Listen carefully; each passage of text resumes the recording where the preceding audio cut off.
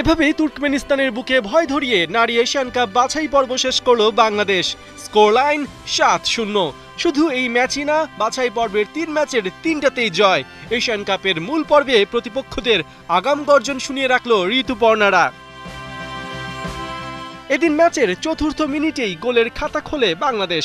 তহুরার পাসে ডি বক্সের বাইরে থেকে দূরপাল্লার শটে বাংলাদেশকে এগিয়ে দেন স্বপ্না রানী। 2 মিনিট বাদেই লিড 2-0-তে নিয়ে যান শামসুন্নাহার জুনিয়র। ডি বক্সের ভেতর জটলা থেকে দারুণ ফিনিশিংয়ে গোল উদযাপনে মাতেন এই ফরওয়ার্ড।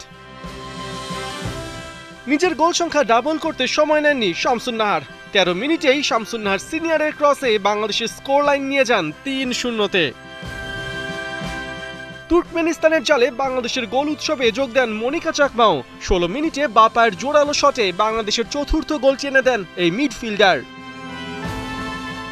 17 মিনিটে নিজের খাতা খোলেন বাংলাদেশের হাইপ ওঠানো গার্ল ঋতুপর্ণা চাকমা। ডি বক্সের বাইরে থেকে তার শট ঠেকালেও তা হাত ফসকে যায় তুর্কমেনিস্তান কিপারের। ফলাফল, ঋতুপর্ণার গোলে বাংলাদেশের স্কোর লাইন দাঁড়ায় 5-0। 17 মিনিটে 5 গোল হজম করার পরই মাঠে নজিরবিহীন ঘটনার জন্ম দেন তুর্কমেনিস্তান কোচ বরিস বরোভিক।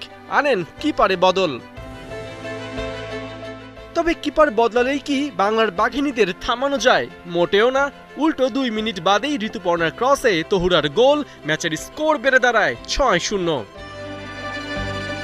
কিন্তু এখানেও গোল ক্ষুধা শেষ হয়নি বাংলাদেশের। দুদিন আগে বাফুফের নারী উইংয়ের প্রধান মাহফুজা আক্তার কিরণ ঋতুপর্ণাকে যে মেসির বাবা বলেছিলেন, সেটা যে ভুল ছিল না তা ম্যাচের 41 মিনিটে প্রমাণ করেন এই ফরওয়ার্ড। ডি বক্সের বাইরে থেকে বাঁ পায়ের দূরপাল্লার শটে কিপারের মাথার উপর দিয়ে বল জালে জড়ান। ফলাফল, ঋতুর দ্বিতীয় গোলে বাংলাদেশের লিড 7-0। এই ব্যবধান রেখেই প্রথমার্ধ শেষ করে বাংলাদেশ। বিরতি থেকে ফিরে নিজেদের ডিফেন্স গুছিয়ে আনে তুর্কমেনিস্তান। এদিকে বাংলাদেশও 7 গোল দিয়ে দলে আনে বেশ কিছু পরিবর্তন। তাই গোটা সময় আর কোনো গোল না হলেও ম্যাচের নিয়ন্ত্রণ রেখেই দারুণ জয়ে মাঠ ছাড়ে বাংলাদেশ। 3 ম্যাচের 3টা জিতেই বাছাই পর্বে সি গ্রুপের শীর্ষে থেকে এশিয়ান কাপে প্রতিপক্ষদের আগাম গর্জন শুনিয়ে রাখল বাংলাদেশের মেয়েরা। পার্থ বণিক, ৭১।